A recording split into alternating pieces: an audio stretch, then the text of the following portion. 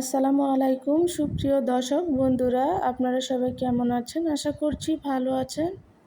আজকে আপনাদের জন্য নিয়ে আসলাম আগেরকার দিনে মা চাচিরা যেভাবে মশলা দিয়ে গরু মাংস রান্না করে নিত, এই সিক্রেট রেসিপি আজকে আপনাদের সাথে শেয়ার করব আমি। এই কুরবানি ঈদে আমার অনেক বন্ধুরা আছেন, মশলা নিয়ে নানান রকমের ঝামেলা পোহাতে হয়। হ্যাঁ বন্ধুরা, আপনাদের জন্যই বলছি।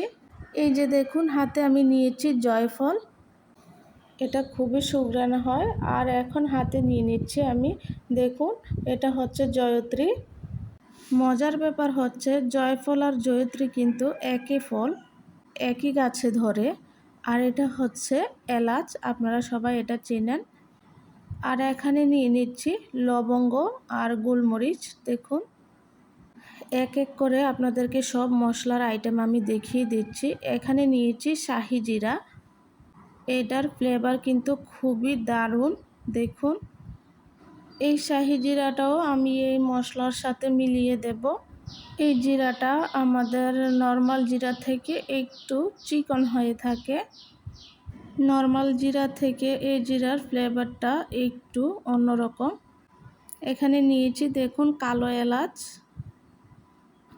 আপনারা চাইলে এখানে স্টার অ্যানাইস ব্যবহার করতে পারেন, আমার কাছে এটার ফ্লেভারটা ভালো লাগে না, এজন্য আমি এটা স্কিপ করলাম। এখানে আমি সবুজ এলাচও দিয়েছি, আমার কাছে মনে হয়েছে এলাচটা একটু কম হয়েছে, তো আমি আরও কয়েকটা এলাচ এটার সাথে মিক্স করে দেব। দেখুন, এখন মশলার পরিমাণটা বলে দিচ্ছি। আজকে মশলার কোনো পরিমাপ বলি নাই, আপনারা দেখে দেখে বুঝে নেবেন।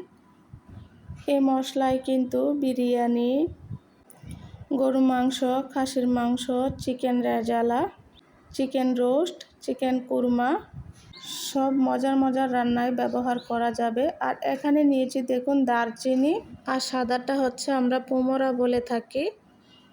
এখন জয়ফলটাকে ভেঙে আমি একটু গুঁড়ো করে নিয়েছি দেখুন। আর সব মশলা একত্র করে আমি রোদে শুকাতে দেব। তারপর এটাকে আমি ব্লেন্ড করে একদম মিহি পাউডার করে নেব। তাহলে বাস ঝটপট হয়ে গেল আমার সব মজাদার রান্নার মশলার পাউডার। এই মশলার পাউডার কিন্তু আপনার রান্নার স্বাদ দ্বিগুণ বাড়িয়ে দিবে।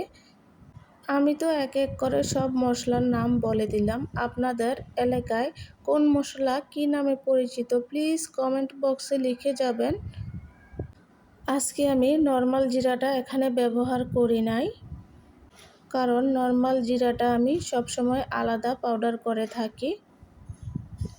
আজকের ভিডিওটা যদি আপনাদের কাছে ভালো লেগে থাকে তাহলে প্লিজ আমার চ্যানেলটাকে সাবস্ক্রাইব করে আমার পাশে থাকবেন। সে পর্যন্ত সবাই ভালো থাকবেন, সুস্থ থাকবেন। আল্লাহ হাফেজ।